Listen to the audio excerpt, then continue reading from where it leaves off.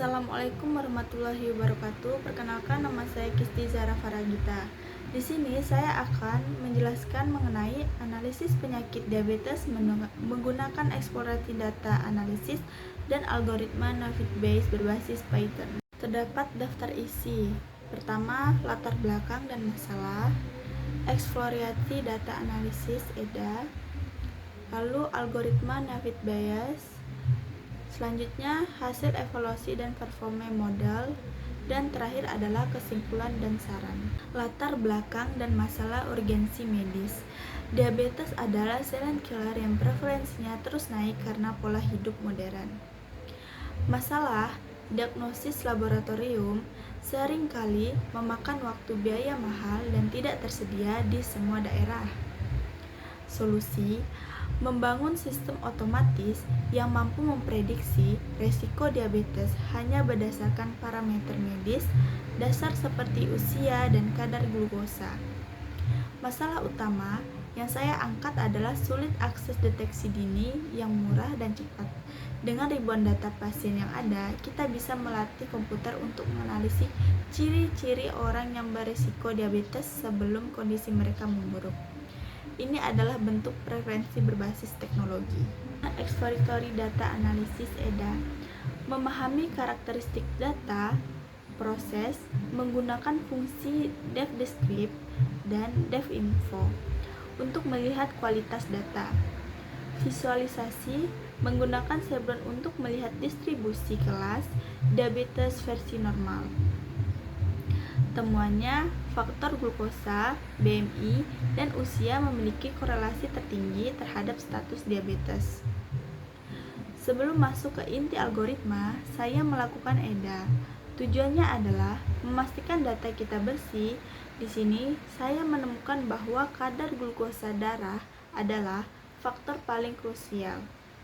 EDA membantu memvalidasi bahwa data medis yang kita gunakan selaras dengan fakta klinis di lapangan. Selanjutnya, landasan teori algoritma Navid-Bayes. Pertama, definisi. Algoritma yang menggunakan teori Bayes dengan asumsi setiap gejala berdiri sendiri bisa disebut independen. Kedua, varian. Gaussian Navid-Bayes digunakan karena data kita berupa angka atau numerik. Ketiga, keunggulan. Sangat cepat, hemat memori, dan sangat efektif untuk klarifikasi biner, ya atau tidak. Di sini saya akan memilih Navid-Bayes karena kecepatannya. Algoritma ini tidak menebak secara asal, melainkan menghitung probabilitas. Ia membandingkan berapa besar peluang Anda sakit jika glukosa Anda 140 dengan berapa besar peluang Anda sehat jika glukosa Anda 140. Hasil peluang tertinggi itulah yang menjadi hasil prediksi. Implementasi di Google Colab. Platform Google Colab Cloud Basic Python Network. Tahap awal, akses Google Colab melalui browser, upload dataset diabetes CSV ke platform, lalu import library utama, lanjut Pandas Image Scanner. Secara teknis, saya menjalankan pelatihan ini di Google Colab, di mana keunggulannya adalah kita tidak perlu menginstal aplikasi apapun di komputer, cukup upload file CSV, lalu tulis kodenya. Ini memudahkan kolaborasi dengan menguji ulang oleh peneliti lainnya. Hasil penelitian dan evaluasi.